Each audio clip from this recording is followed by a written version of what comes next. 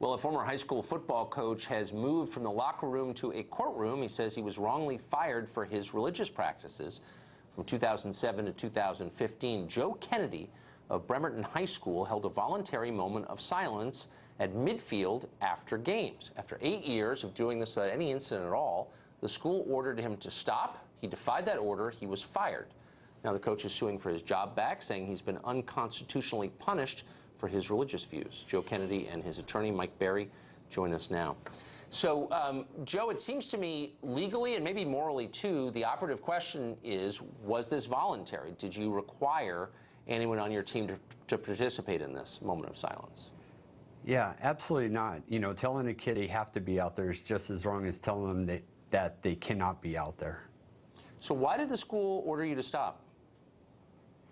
Well, they just didn't like the public display, I guess. I was alone on the 50 by myself when I ended up getting fired. They canned you on the 50-yard line? It was because of the prayer that I was alone that actually got me fired. Huh. Was there a victim in this? Did someone complain? And what was the complaint exactly? It really came from a compliment at the beginning, so there was no complaint. There was no one filing complaints against me or the football team. Huh. So, Mr. Berry, what's your legal argument here on behalf of your client? Well, the First Liberty Institute represents Coach Kennedy, and our argument is that the school district is violating his constitutional rights. Their policy is that any employee of that school who does anything that is visibly religious, so if somebody in the public can see you do it and it's religious, they said they can fire you for it. Well, that would strip tens of millions of Americans from their most basic constitutional right to religious liberty.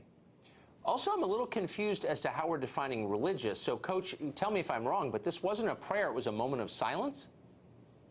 It originally started out by myself on the 50, and it was a moment of silence, and it evolved over the years. But at the end, when the school gave me the directive, it was just myself praying on the 50.